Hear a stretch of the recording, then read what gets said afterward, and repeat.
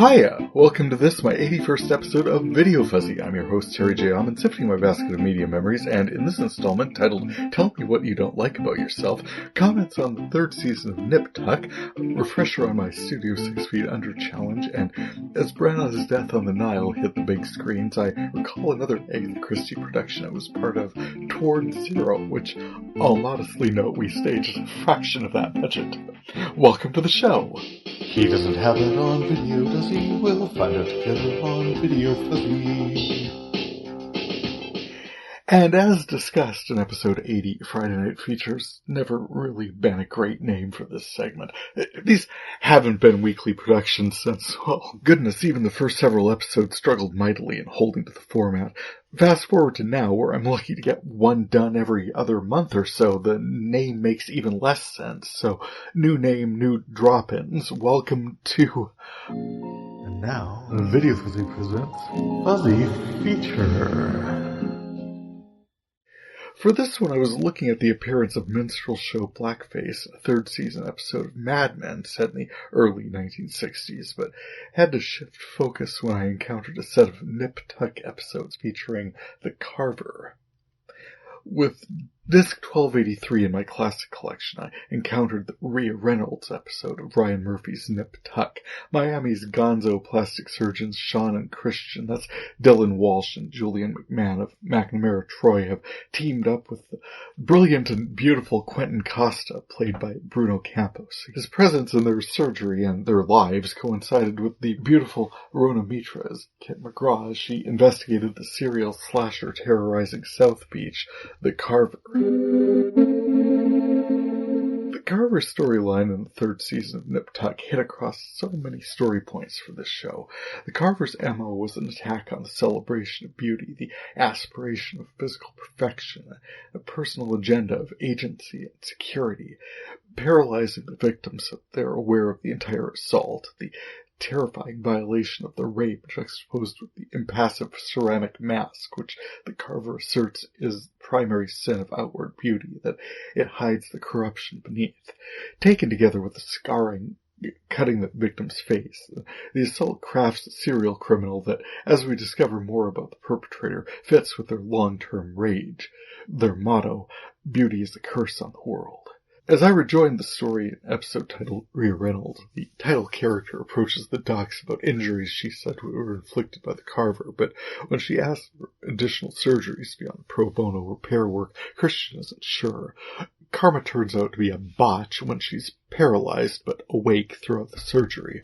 She tries to sue them for malpractice and surgical paralysis, but accidentally confesses that she did indeed cause her own injuries. She's then attacked in her home and murdered by the Carver, who leaves evidence at the scene implicating Christian. In the next episode, titled Granville Trap, Kit brings Christian in, books him, puts him through all the humiliating, depersonalizing steps of incarceration, holds him for questioning while she interrogates him and searches his condo. She even tracked down his biological mother, Gail Pollock, to confront him with his origin story, that he was the product of rape by a serial rapist. Gail thought she'd been told that Kit's investigation had uncovered him as the Carver, and worse. Longtime viewers knew Christian had been beaten and abused by his foster father, but we did not know that he had practiced surgery on animals, so I wouldn't say we were introduced, but we're affirmed in this assessment of Christian as a potentially psychotic personality, certainly one with troubling backstory. Kit has to let him go, however, when new evidence comes to light. Kit has fallen victim to the Carver while Christian is in custody, making it impossible for him to be the Carver.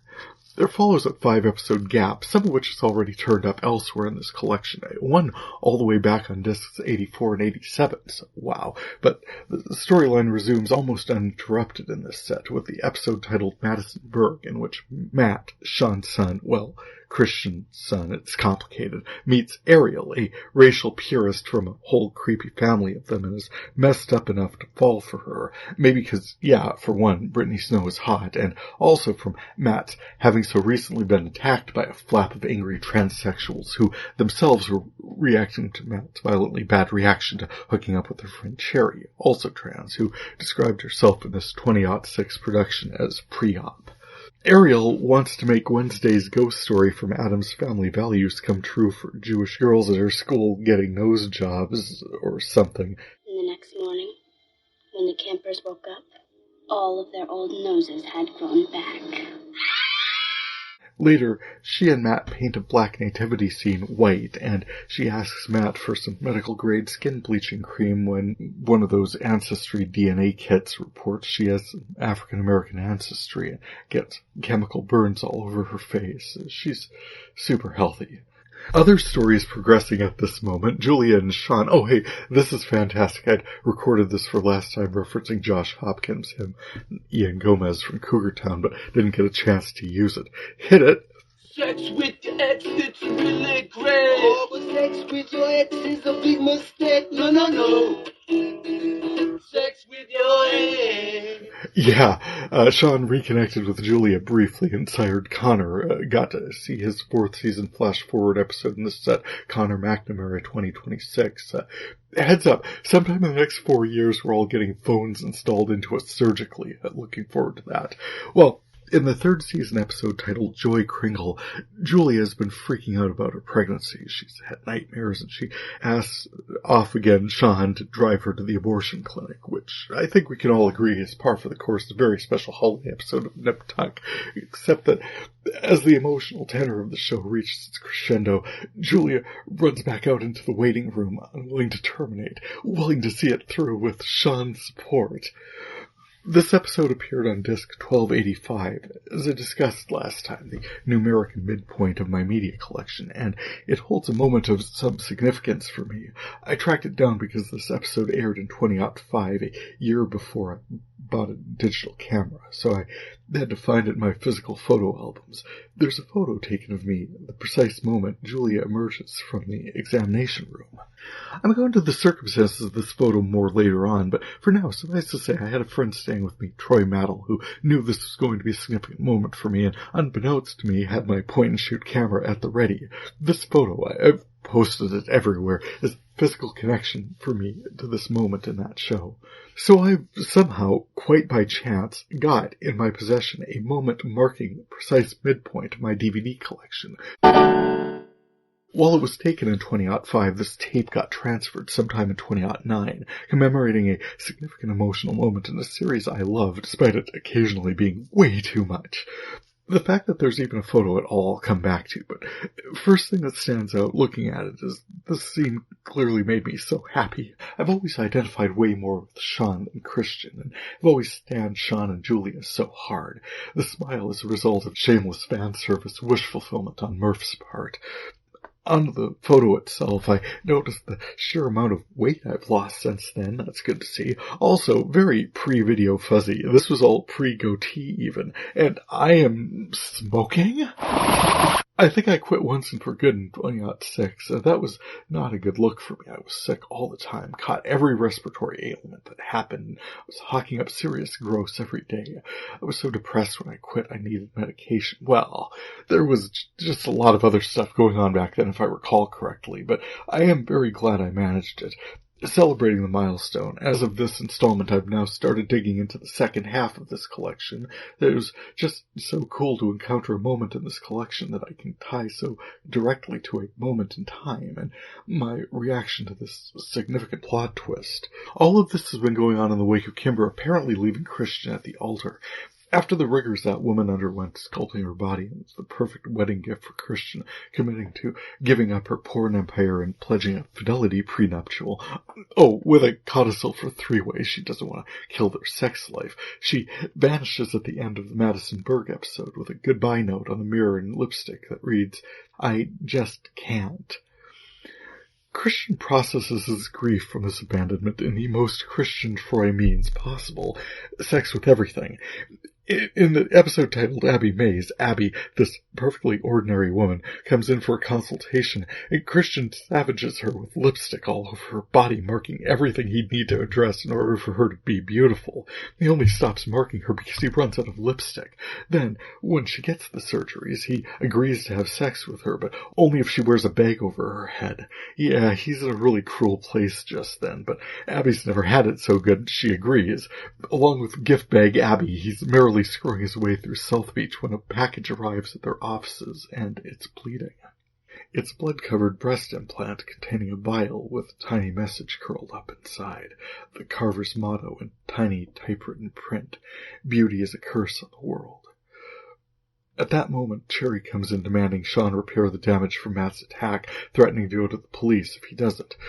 Sean says go ahead, pointing out that she and her friends were the ones who assaulted Matt in retaliation, but Matt, who was broken up with Ariel after all their shenanigans, asks Sean to do the surgery by way of atonement. He feels bad for what happened, and Cherry's low-rent reconstruction is terrible. The breast implant they received had serial numbers on it that identified it as being from Kimber, who was found wandering along the side of the road somewhere. Christian is horrified. He wants to see her, but Kit explains that Kimber is too traumatized. Kit outlined the destruction Carver inflicted on Kimber, undoing all the work that had ever been done to her. Carver had injected rotten chicken fat into her, causing infections, ripped her implants from her, aggravated skin damage, and reversed all her other procedures, all without anesthesia. She's broken, devastated. She's deeply traumatized, but Christian insists he can repair her, fix her up good as she's ever been. Christian does Kimber's reconstruction, and Sean does Cherry's surgery. Matt and Cherry apologize to each other, and Cherry starts hitting on Matt, who is flattered, but Cherry says she knows it's just hard not to hit on a guy as cute as Matt. And after her initial nightmares, Sean and Julia bond over the pregnancy. Post-surgery, Kimber is disgusted with who she had been, so superficial, assigning people worth by their body fat percentage. She said she'd done the surgery so people wouldn't run screaming from her, but she wasn't going to do this anymore. Hours at tanning salons, spending an hour just to get ready to go to the gym. Christian said it was Stockholm Syndrome. The victim identifies with her captor as a defense mechanism, but she said Christian was her captor, that porn was. The Carver was just holding a mirror up to how grotesque she was, how they were. She couldn't be this perfect couple when it was all a mask hiding the ugliness underneath. And how could she build a life with the man whose job it was to make these masks? Christian said they could run away and treat lepers for all he cares. He just wants to be with her, and she says she just needs to not be with him. Meanwhile, Kit brings Quentin in for questioning, evidence now pointing to him as the Carver. Back at the station, Kit has Quentin stripped down for the police photographer, who snaps proof that he also can't be the Carver. He's the original Smoothie. He has no means of raping anyone. A birth defect, he explains, developed in utero, a 5-alpha reductase deficiency. The story continues into the second half of the two-parter episode titled Quentin Costa. Sean and Christian are called in after the Carver attacks 9 women at a sorority. They've been paralyzed, carved, and raped. One of the women recalls seeing the attacker using some kind of strap-on implement, however, which in fact puts Quentin back in the running. Meanwhile, over at the mall, Matt is helping Cherry select makeup. First, the shop assistant insults her by clocking her and dismissing all transsexuals as thieves. Then, tiny little world, a jilted Ariel shows up and confronts them. Matt tells her to get lost. They don't sell jackboots and Nazi paraphernalia in this section, he said. Ariel storms off, but not before her psycho dad spies Matt and Cherry and begins cooking up some bizarre notion of vengeance. For what? Existing, I guess. Back at the surgery, Quentin reveals that he's the Carver, lashing out, paralyzing Sean and Christian, arranging them to face one another some bizarre surgical bondage configuration, threatening to cut off their thumbs, explaining all the clever misdirection he used to deceive them, and all his clever crimes, and all the clever ways he's always been so clever. The, oh my god, shut up and kill us already, still monologuing when Kit arrives at the scene and shoots him. While this is going on, Ariel's dad, Eugene Alderman, abducted Matt and Cherry and dragged them to his basement full of white supremacy, forcing Matt at gunpoint to commit box-cutter reassignment surgery on Cherry. Alderman takes them out to the woods and digs a shallow grave for Cherry, ordering Matt to bury her. Matt says, screw it, you bury her. You want to shoot me? Bury both of us. Holding his attentions, all the while, Cherry is stealthily climbing up out of her grave to Lincoln Meyer him across the back of the head with a shovel. Oops, I didn't see you there, Judge. And then finally shoot him. After Quentin is examined and pronounced dead on the scene, after he is carried away to a county morgue, Kit reveals more of his backstory. Her investigation uncovered a journal, she said. His life as a product of incest, the 5-alpha no-penis deficiency-induced lack of primary sex characteristics in utero, and his sister Violet's cleft face. He had so many attempted corrective surgeries it got him interested in training as a plastic surgeon. He had hoped to repair his sister's face. She died on the operating table, and he snapped, heading to South Beach, Miami, to make a terrifying statement, culminating in this outlandish scenario. Thank God, Kit said, for the 911 call she received from a patient summoning her to the scene. They congratulate her and thank her again for saving them, only later to discover the 911 call Kit mentioned was never made. Suspicious, Sean and Christian fly up to the orphanage in Maine to verify the truth of what she'd been telling them. Christian suspects it's all a red herring, but the sisters remember them well. They affirm Quentin grew up there with his sister, yes, but her name wasn't Violet. It was Catherine, and she went by Kit. Yes, spoilers from 17 years ago. The Carver is in fact the brother and sister team of Quentin Costa and Kit McGraw. This way, both Kit and Quentin can be victimized, knowing full well they'd be safely looked after and their injuries repaired. Kit had grown up with a cleft and disfigured face, which presumably inspired the mutilations, and Quentin just wanted to watch the world burn. As the curtain closes on their story, they're enjoying drinks poolside in the south of France, and Quentin is already itching to carve up a new batch of how dare they be happy and beautiful women. Sean earlier toasted to plastic surgery itself, the only field of medicine dedicated to fixing that which is not broken in pursuit of repairing the irreparable. The writing in Nip Tuck supported dark plot twists and dramatic reveals. The production team never scrupled overmuch about suggesting people seeking plastic surgery had corresponding mental instabilities, obsessions, and neuroses. I feel there might even have been some projection given recurring themes in Murph's other projects. Narcissism is defined as mental order and preoccupation with externals that can indeed mask troubling underlying issues. Usually they took pains not to generalize, but as a series, Nip Tuck explored deeply broken and flawed people and relationships and foreshadowed the darkness examined throughout the American Horror Story series. The writing was intense, personalities outsized, and priorities often at cross purposes, which built to completely out-of-hand situations. Cartels shipped heroin and breast implants, plastic surgery addiction was explored, bestiality, body shaming, organ farming, cosmetic surgery on infants, physician-assisted suicide, step lovers, the Hope Diamond of transsexuals, and her son. This show, eugenics, drug use, desire, betrayal, extortion. This show went all over the place, fearlessly, and we were pretty much along for the ride. When I've talked about crime porn in the past, it's fascination of viewing illicit and immoral acts from the comfort of fantasy. We would never be in these situations, watch with fascination as others do, act heedlessly, follow their passion, get away with saying, thinking, doing things we never would dare. It's safe for us to watch Sean bang a babysitter and Julia sleep with Sean and Christian at the same time, change our bodies in ways we, never in a million years thought we could. This show was about extremes, and the Carver was exactly the kind of serial criminal that would emerge from this landscape. I enjoyed the chance to explore this world again, reacquaint myself with the thrilling conclusion of a season arc mystery that absolutely caught my interest, and marked a halfway point in this effort in such a unique and unexpected way. Just, wow. Cross Connection. Since it's been a minute, I thought I'd take this opportunity to refresh everyone on what's involved with my Studio 6 Feet Under challenge, a series I've in the past identified as comprising the mystical center of my media collection. First, the shows have nothing to do with each other. 6 Feet Under, Alan Ball's atmospheric examination of the meaning of life through the prism of death, ran 5 seasons on premium cable through 2001 to 2005. Studio 60 on the Sunset Strip, Aaron Sorkin's frantic search for meaning through the prism of a network television production, ran on network television television for one season from 2006 to 2007. There was minimal overlap with either cast or topic. Prominent cast members do appear together in Here He Is Again, Ryan Murphy's American Horror Story series, and there's a case to be made for that series synthesizing the energies of the two, particularly in the season 6 intersection of death and reality television.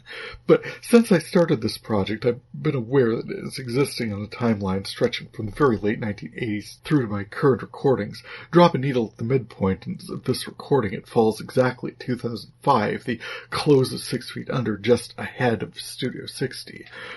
Episode 42, the title Life of this podcast and everything, I highlighted connections between shows in my media collection, focusing on Sorkin's show, my feature for that episode, a pilot of which had turned up in the set of discs I cataloged for that one. I thought it was weird that I could trace so many connections through a show that was on the air so long ago and for only one season. I made the argument that Sorkin casts talented people at the top of their game. Talented people at the top of their game get lots of work. Lots of work means they'll turn up in lots of shows and form lots of connections. My next installment, episode 43, nailed in the concept of Studio 6 Feet Under, that between Studio 60 on the Sunset Strip and 6 Feet Under, I can trace so much of my media collection, potentially all of it, usually principal cast members in one or the other series. The other limiter is the scope of this mediaverse. The connections are among shows I archive, follow, and enjoy. I'm not looking for Studio 6 Feet Under connections among absolutely everything. I'm looking for them among media that I've watched, enjoyed, and archived. I've tested that theory on documentaries, wildlife documentaries, indie cable series, completely unrelated, out-of-the-blue kinds of things, and generally every time I've looked, I've found some connection somewhere, generally within at least a step or two. That's interesting to me. 40 more episodes along, the connections have only been confirming the premise. Sure, I'd have more connections if I went with Saturday Night Live, or Boston Legal, or The West Wing, but the scope for those productions are just so broad. West Wing was on for 7 seasons. Boston Legal employed every kind of stunt casting. I said it before, but connections through long-lived shows like Saturday Night Live or The Simpsons may as well just be appeared on television. It's true that tracing connections through Bradley Whitford works so well because he's Josh Lyman, but he's also Danny Tripp, and in that case, Studio 60 feels like a smaller lobby for folks to enter through. They're at least that step removed. Same with Ed Bigley Jr. through Boston Legal.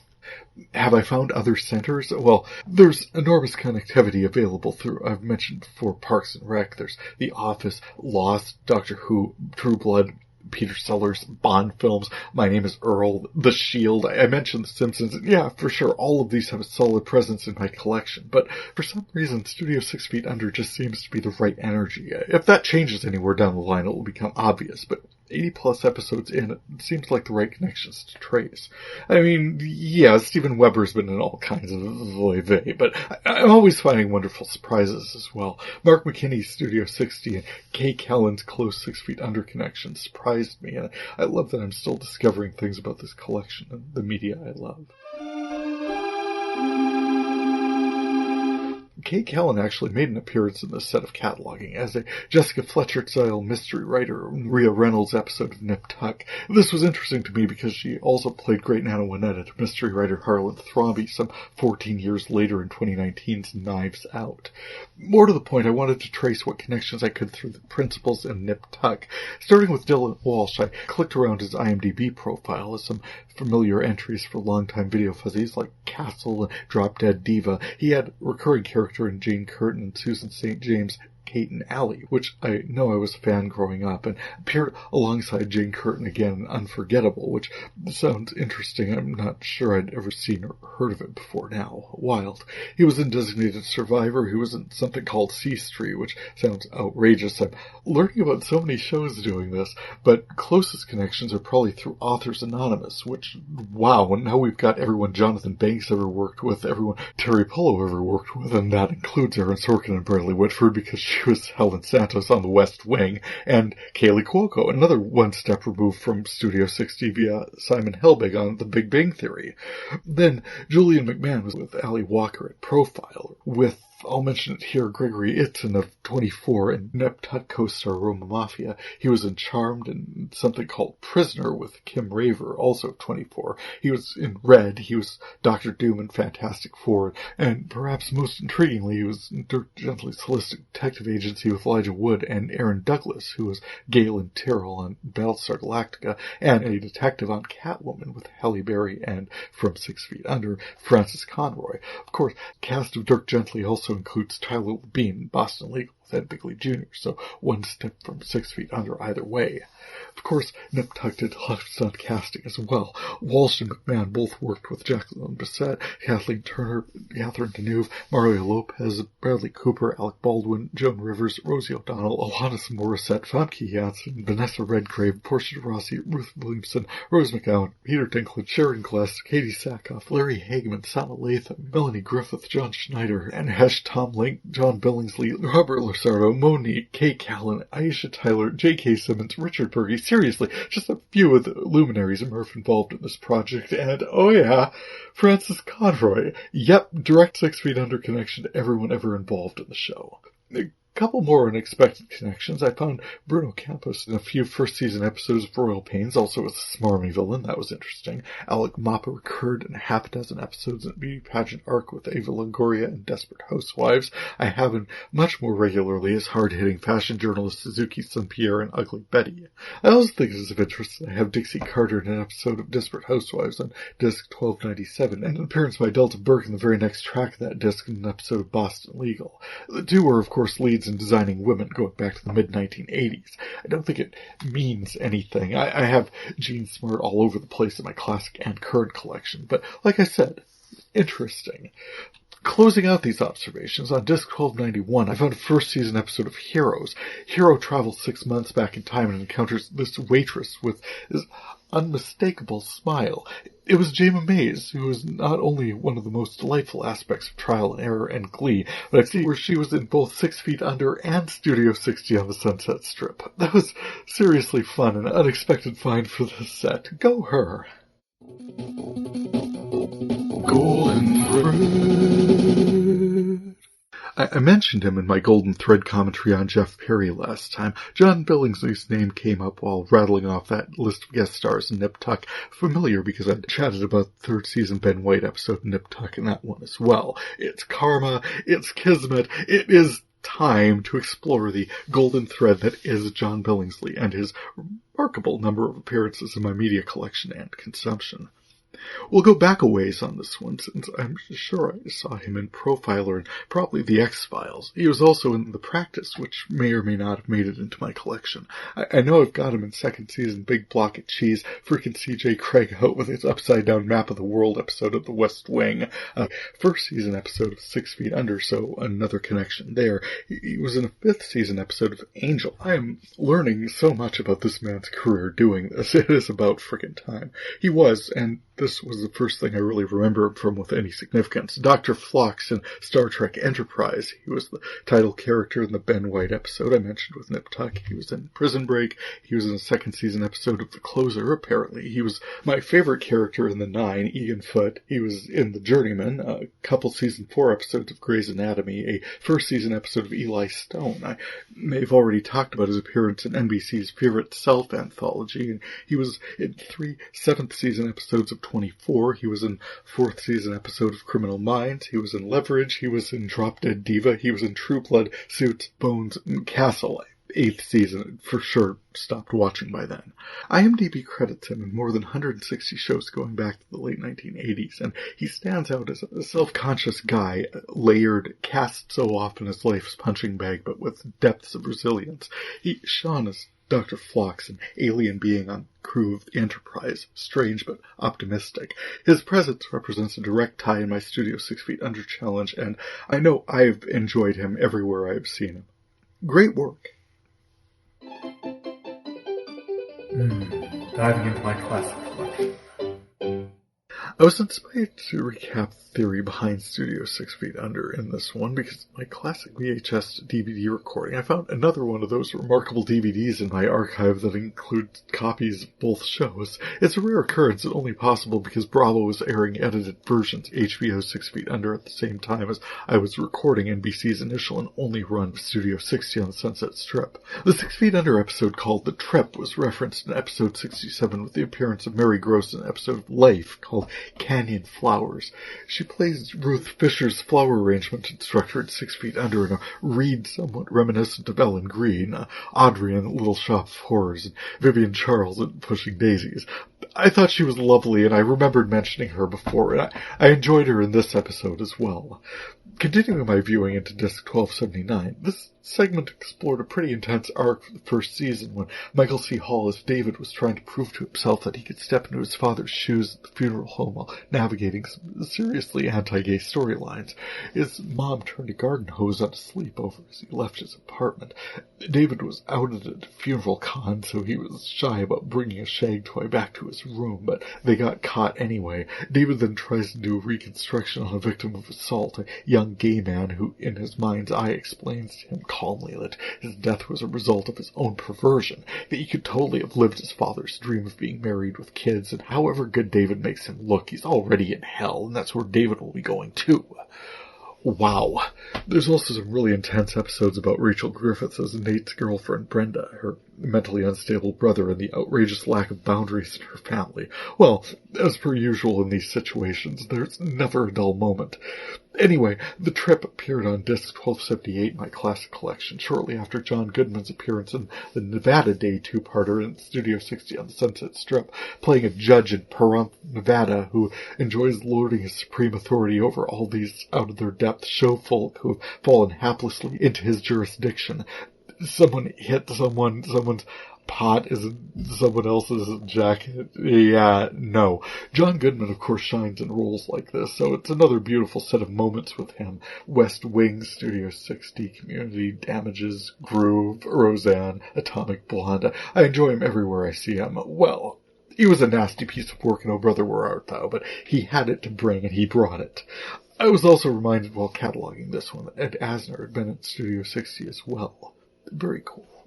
I had some second season recordings of Prison Break turn up, and I'm not exactly sure what happened, but in my copy of Rendezvous on disc 1277, I found my copy of Bellick and Gary interrogating Teabag interspersed with 3 VHS artifacts, glitches really, that look like tiny scraps of video, fractions of a second long that did not get overwritten properly.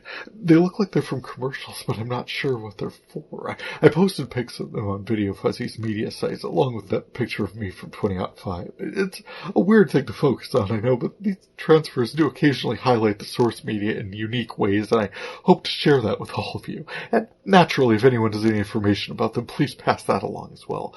Thanks.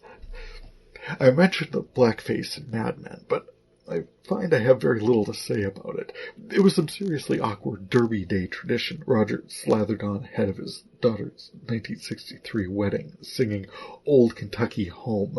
Also, quick shout out to Vincent Kartheiser and Alison Brie for the outstanding Charleston. What stood out more was Don had a chat with a bartender who sparked some introspection, which, that's Don's entire wheelhouse, but I think it's mostly here to illustrate that we are not 1,000 years removed from minstrel shows were plot points on All in the Family in the mid-1970s. Spike Lee's Bamboozled premiered in 2000. Tropic Thunder was a 2008 release.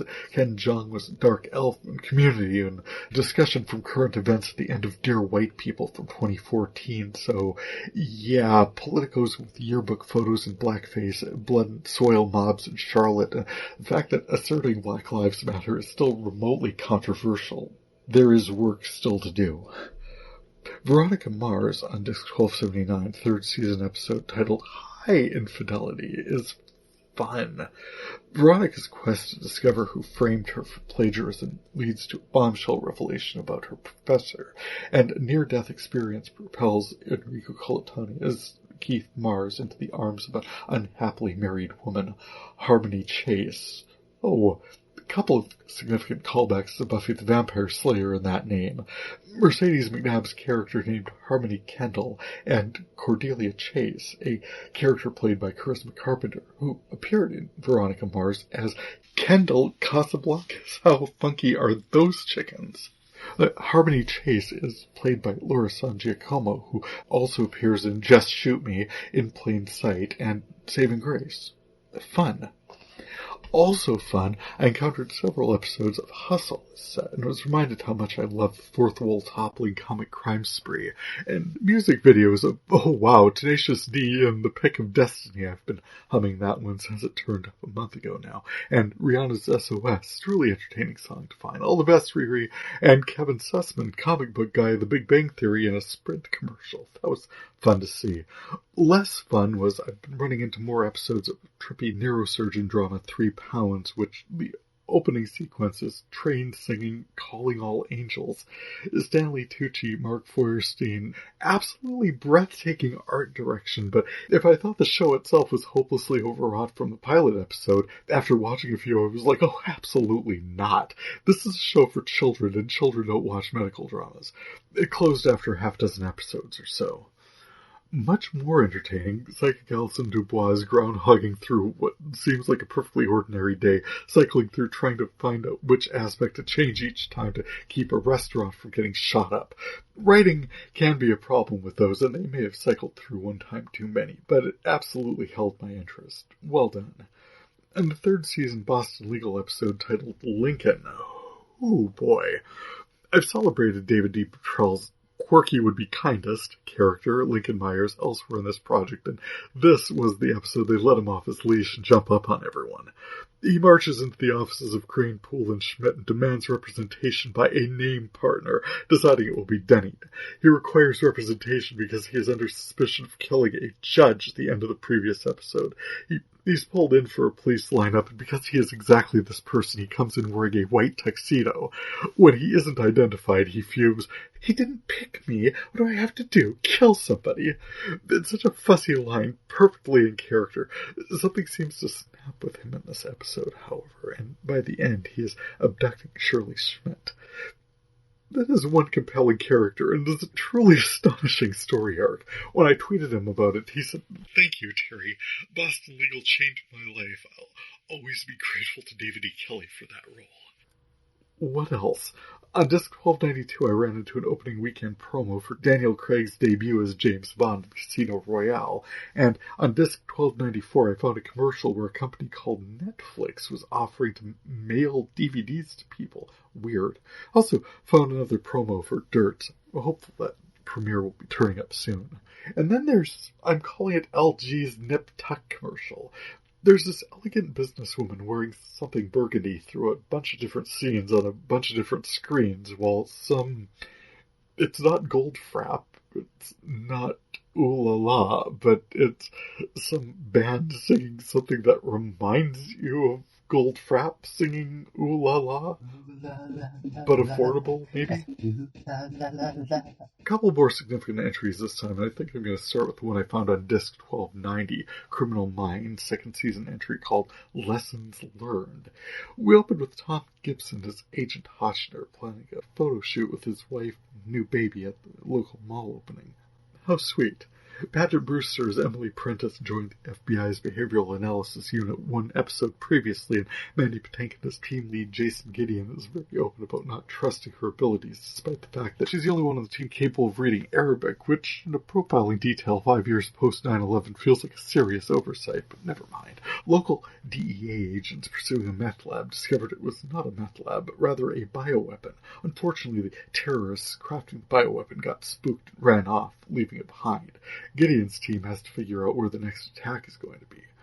The terrorists were referencing a wedding in their communication, so as to narrow down the analysis of the online chatter, Team PR Flack JJ comes in and suggests Team Tech Wizard Penelope Garcia cross-reference the word wedding with the word gift to correlate with their code for the weapon. I mean, can you imagine the cubic miles of unrelated you'd sift through on registries alone? But in 5 seconds, Garcia has isolated a communication made within the past hour. I cannot believe I kept watching this show. Meanwhile, Gideon, Prentice, and Reed have flown to Gitmo to interview Anthony Azizi as this Islamic soldier of God, Jindallah, who, along with the rage of his family being killed in air raid at Bazaar, has some kind of magical secret means of communication with his minions on the ground in Virginia. Gideon wants to present the detainee the highest contrast with his more usual interrogators. And I'm like, 5 years of daily beatings and privation, they're American, you're American, you feel like suddenly treating him with respect and giving him clothes and a prayer rug and permission to pray, you're going to, what, good cop, bad cop him into trusting you? Well, the writers are pretty sure that's the case, but then these are the same writers who are pretty sure that a search of the word wedding will be narrowed down by adding the word gift, so not the best writers. Meanwhile, I swear, Gideon's interrogating Jindallah in English. What the hell do they need Prentice for? Oh, she figured out from his dialect that he's from Egypt. In 5 years, y'all seriously weren't able to narrow him down to a nationality without a profiler's accent study. They were arguing that they could use translators, but the translators wouldn't be profilers. One of the key points they say they're looking at is body language. So what the hell is Gideon doing, slouching disrespectfully and holding his water bottle like a deck? Then when the agents raid the decoy lab locations, the terrorists have apparently had time to booby-trap. The guy, Jindalah's body language suggests that he's relieved. So Gideon is able to frantically inform his team ahead of the bombs going off and to save their lives. Jindallah has access to pretty good information for being locked away in Gitmo for 5 years. No matter. Back at the BAU, Garcia pulls up an English-language report detailing 12 killed at the bazaar, and a lead photo is a full-column photo of Jindalah's 8-year-old son. I mean, seriously, what? Oh, and Jindallah himself.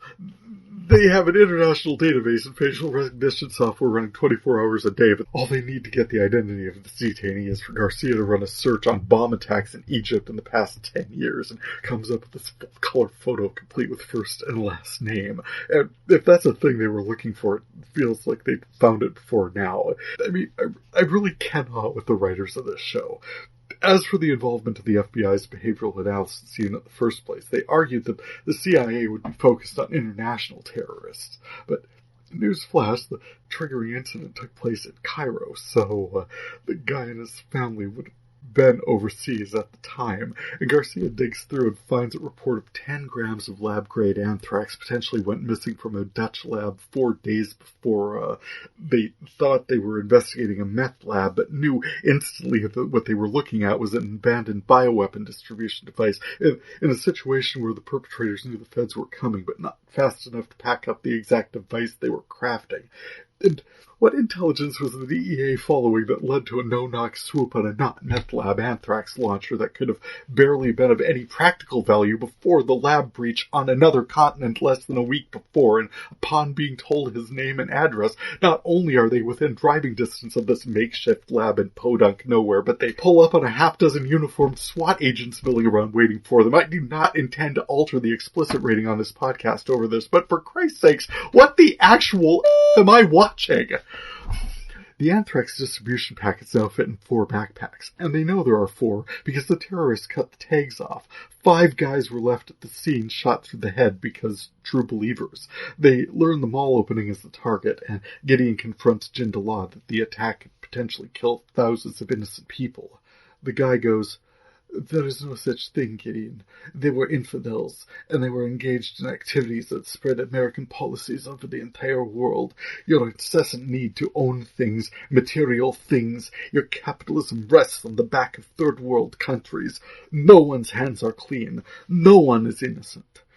This self-righteous leader is raining down hell, hate, and death because shopping? The exact same thing has happened to his son. You know, I know he's being manipulated. I know this is all a show. This whole thing is a show because we don't know exactly how the 9/11 attackers were weaponized, but I doubt their primary motivations were a sale at Merv's. Now, be fair, an attack on a high-profile mall opening makes sense.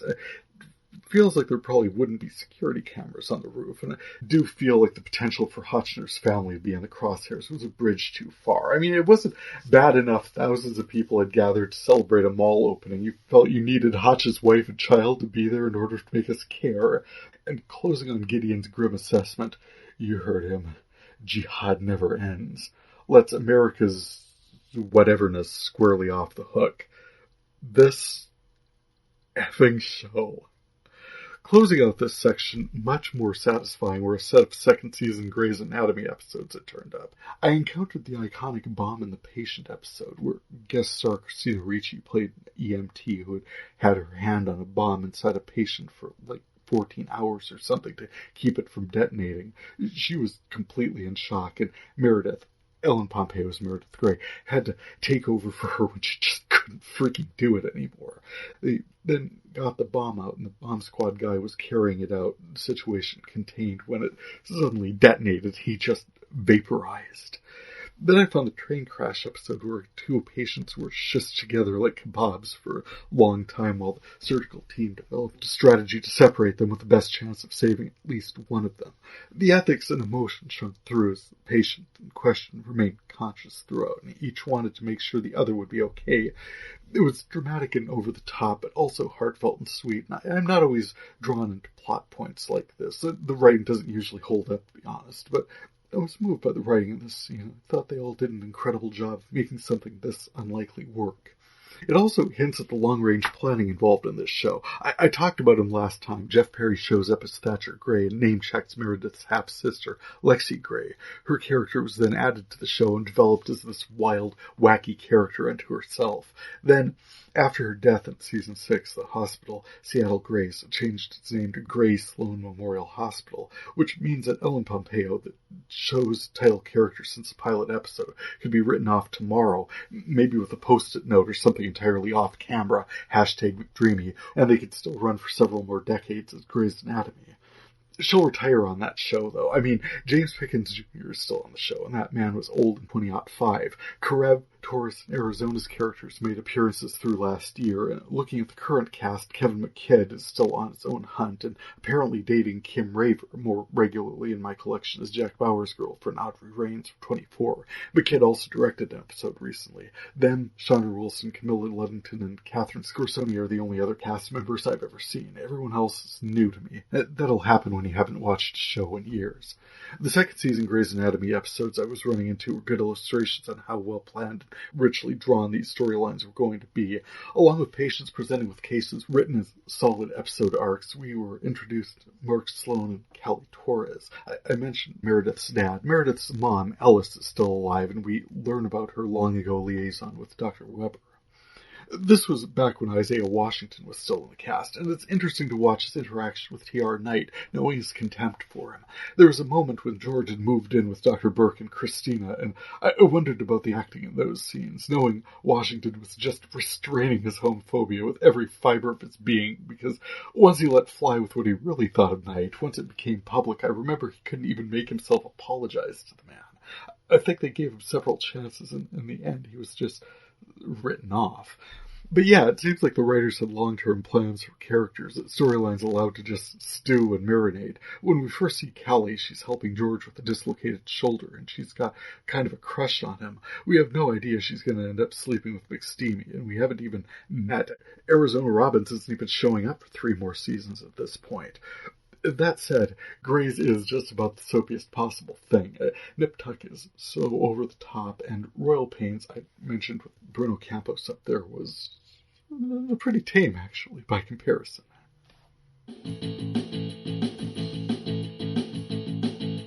Checking out my current collection.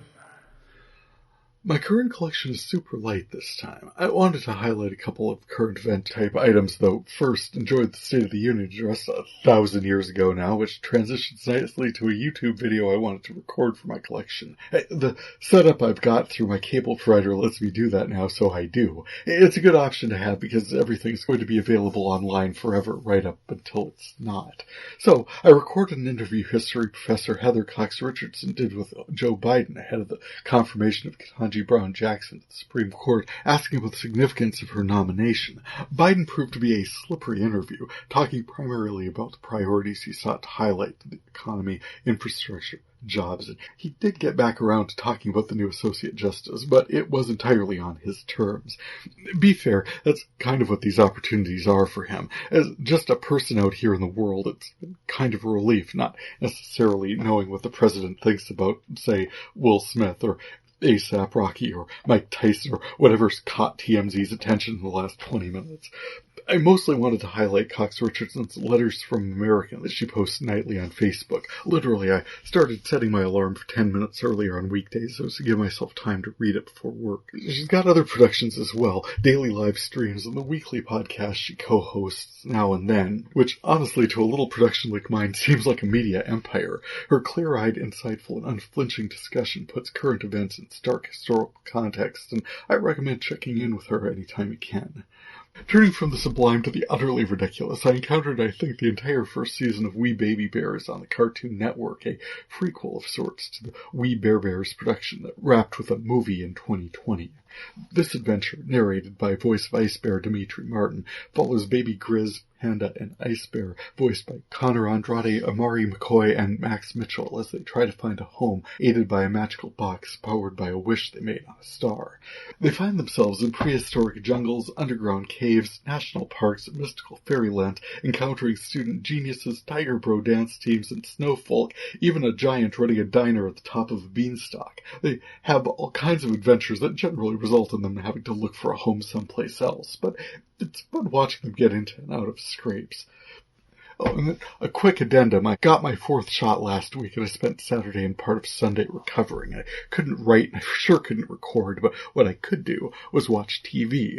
I watched some Kids in the Hall episodes off IFC that I didn't think I'd seen any time recently. I watched a whole bunch of Samantha Bee's Full Frontal, she's a hoot, and I saw the season resume of Doctor Who and the 2-parter season premiere of Better Call Saul.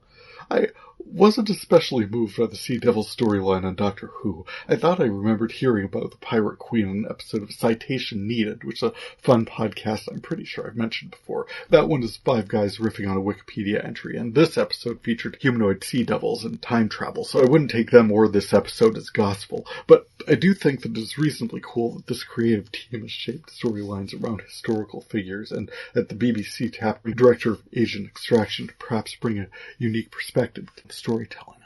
Pirate Queen Madam Ching is seeking to ransom her son to the lost treasure of the Flor de Mar, a small orange gem that puts sea devils in stasis, I guess. She finds it on a statue that's not a statue, but rather a sea devil holding someone captive. They're both released as Madam Ching kills the guardian of the statue. Guardian's son swears vengeance, but there's more going on because the sea devils want to use the stone to reverse the magnetic poles and melt the ice caps and engulf the worlds, so that would totally happen. Quick, somebody mentioned 70% of the Earth's surface is covered in water. They've got plenty of ocean floor already. Again, it's barely science fiction anymore. This one is mostly just, sea devils, badass Chinese pirates, travel in time, find a thing, and take it to a place. Creatures who shouldn't be able to understand one another can communicate just fine regardless of where the TARDIS is anymore. It feels like Doc might have sonicked everyone's phone for a reasonable workaround, but Madam Ching and Ying Qi wouldn't get theirs until probably the 1990s. Douglas Adams had the only real solution to the issue. As for the rest, I don't know why anyone would be more upset with Doctor and Yaz developing feelings for one another any more than Martha developing feelings for the Doctor, or the Doctor's mad back-to-front relationship with Ripper's song, or the Doctor's longing for Clara. Anyone who says it's unseemly for a human to fall for an alien or vice versa needs to take it up with Jenny Flint and her Silurian wife, who we believe are quite happy together. Thank you. Better Call Saul is wrapping up this season, and I'm watching it, but it's almost out of a sense of nostalgia. Even Bob Odenkirk's face doesn't seem to be enjoying this anymore. He had a couple of fun instances where he got to re-script reality for the officers at the beginning and the accountants towards the end, but there's just so much Lalo and Gus and Mike. It's just kind of gloomy. Plus, at some point in this process, the man had a heart attack, and I'm kind of concerned for him. And also, these Saul and Kim hijinks targeting Howard are just out of nowhere for me now. The last time I saw this show was the 5th season finale in April 2020, and this season starts up like I just finished watching it. I generally respect Vince Gilligan and his creative choices, but there are references I just don't have anymore, connections I'm just not making, and God love you, this show has been off the air for 2 years. Previously on Better Call Saul is not going to cut it. Gus, Nacho, Lalo, Safe, Chick with the Dominoes, it's utterly meaningless to me right now. There was a pandemic? Rerun the series. Thank you.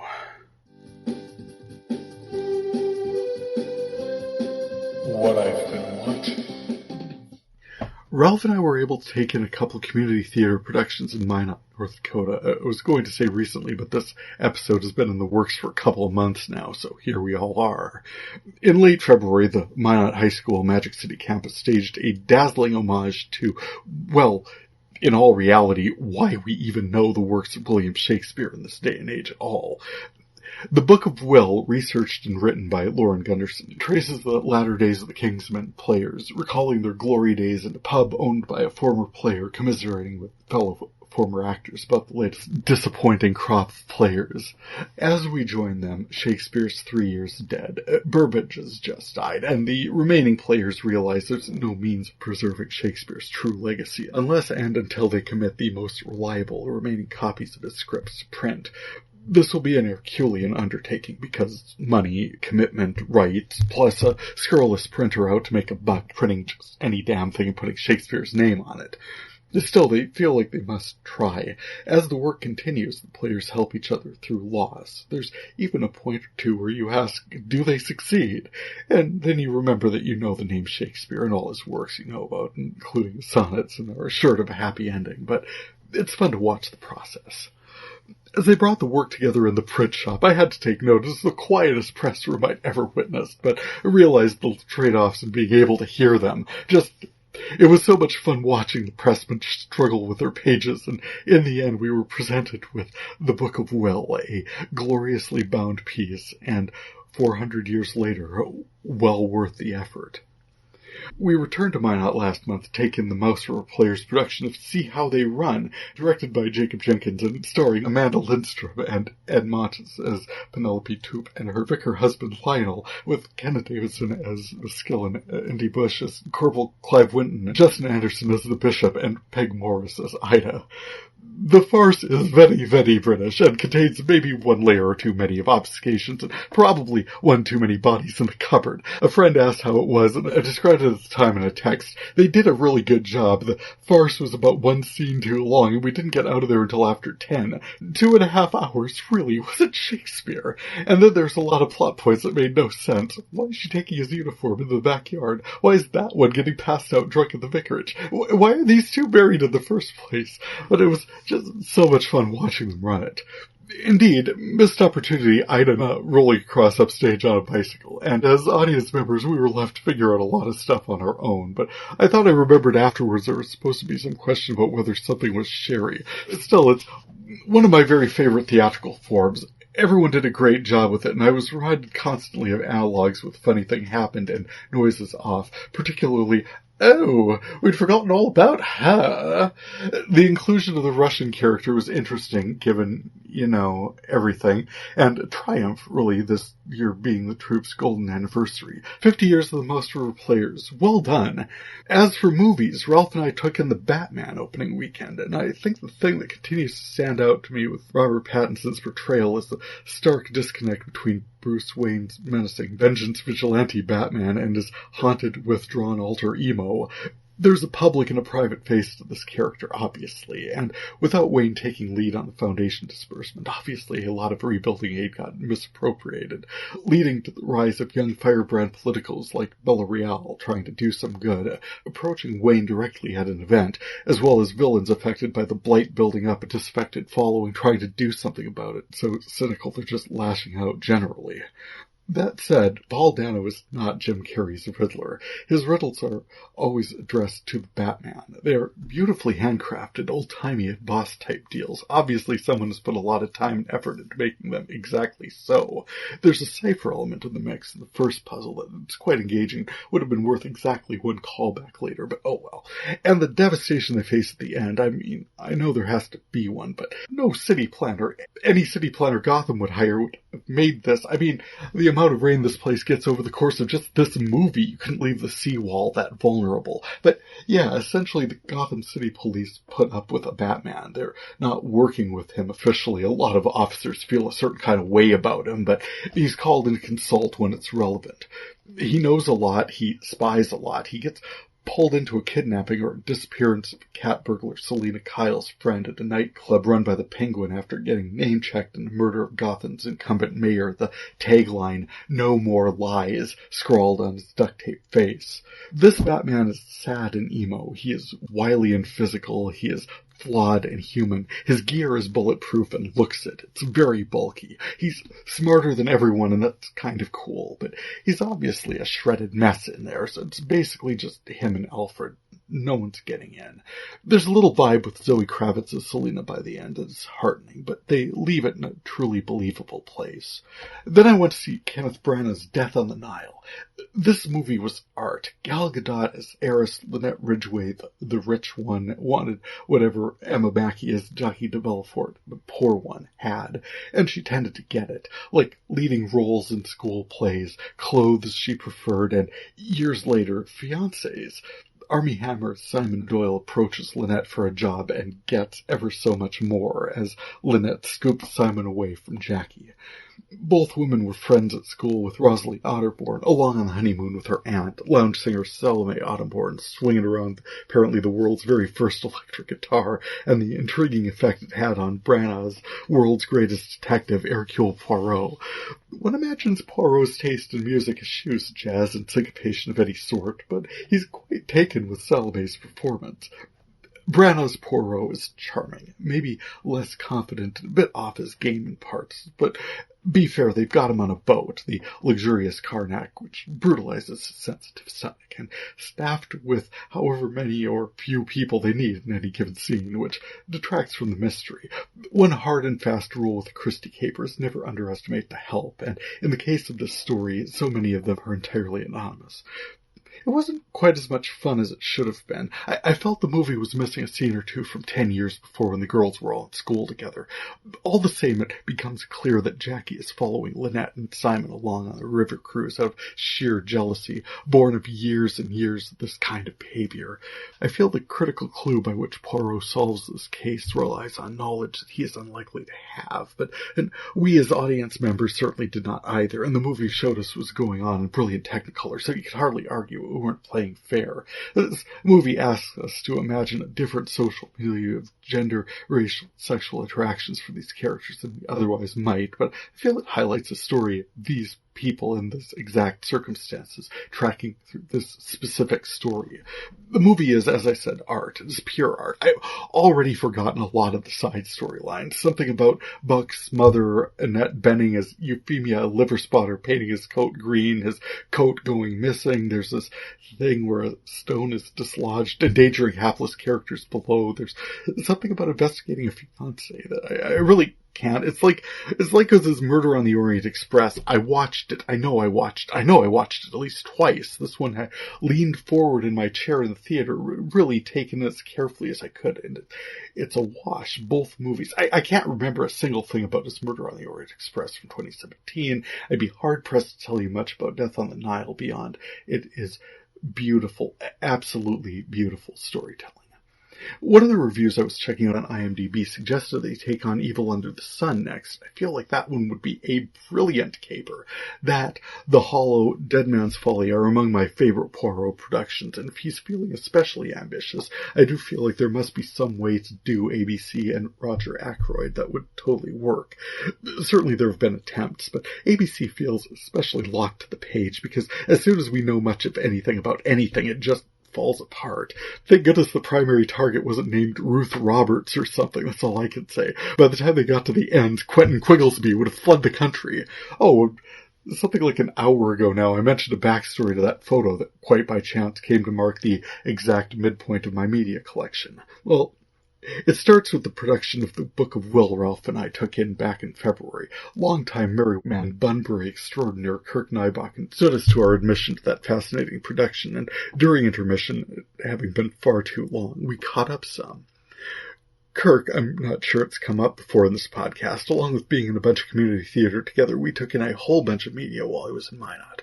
We'd get together weekends and watch USA shows like Monk, Suits, and White Collar. It was a lot of fun because there were plenty of gaps and fanciful logic to be found in these shows, and Kirk's quick wit caught a lot of them, which made for seriously entertaining side commentary.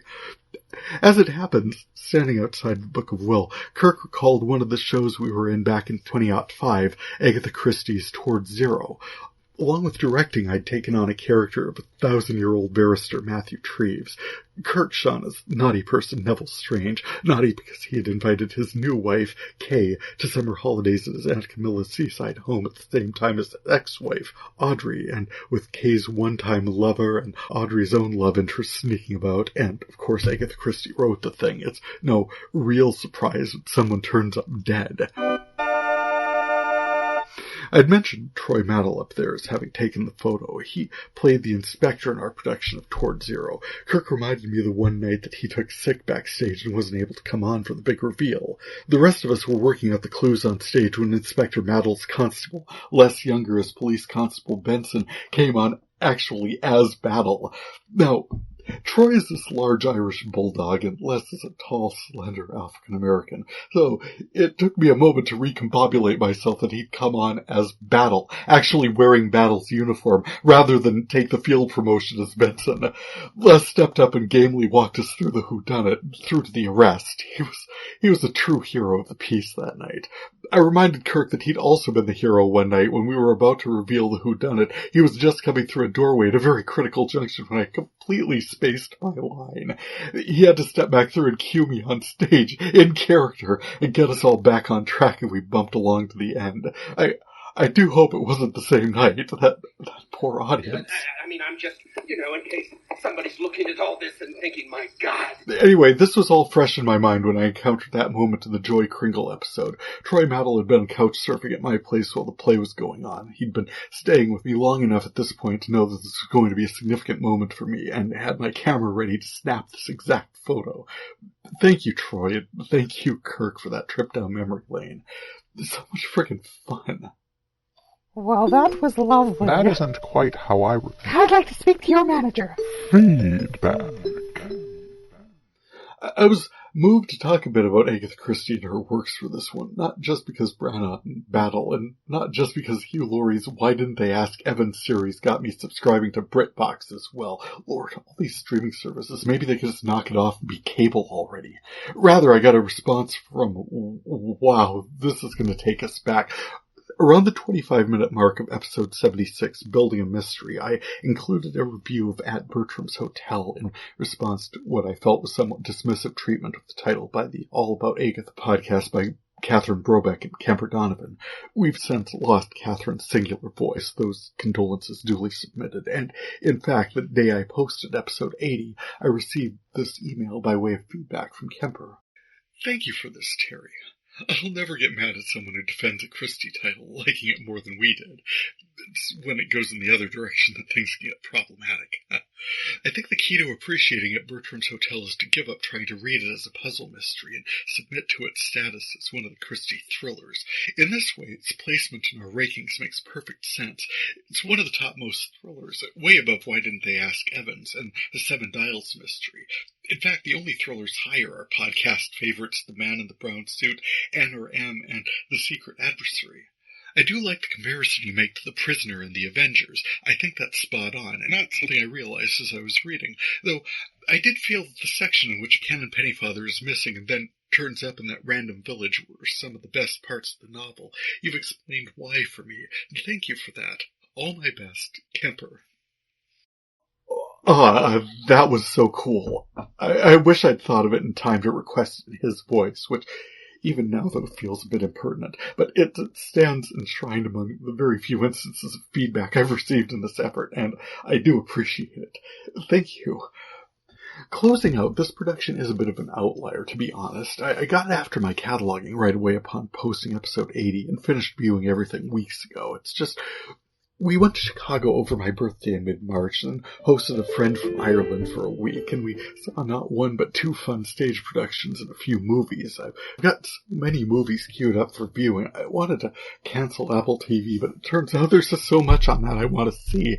And I mentioned I just added BritBox for Why Didn't They Ask Evans and found all the hundreds of shows I want to watch on that now.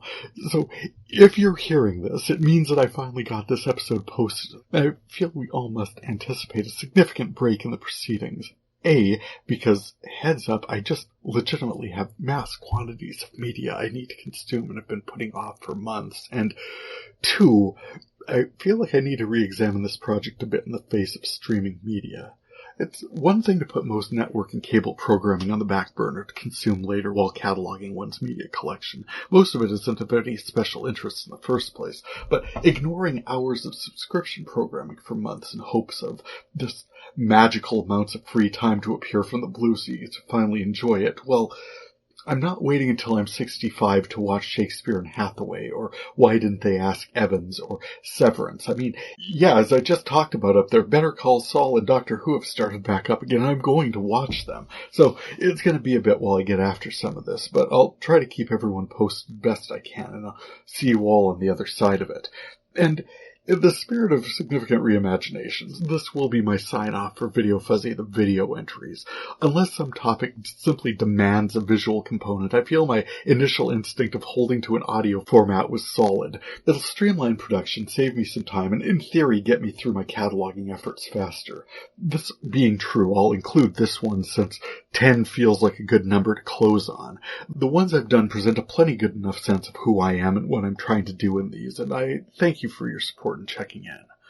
And with that, thanks so much for checking in my video cataloging project. I just mentioned I did post my 10th installment of VideoFuzzy the video. That link is everywhere. You can check out my catalog listing along with audio links at videofuzzy.blogspot.com. And for past episodes, add, subscribe, or follow VideoFuzzy everywhere you get podcasts. Feedback is always appreciated. You can contact me through my blog or podcast sites via email to tjaman1970@yahoo.com or through my VideoFuzzy pages on Facebook and Instagram, or follow me at TJVideoFuzzy on Twitter. For VideoFuzzy, I'm Terry J. Aman. Happy viewing. It might be amazing, it might just be scuzzy. We'll find out together on VideoFuzzy. Hit it. Sex with your head, sex with your head. It's the best, but you'll regret sex with your head.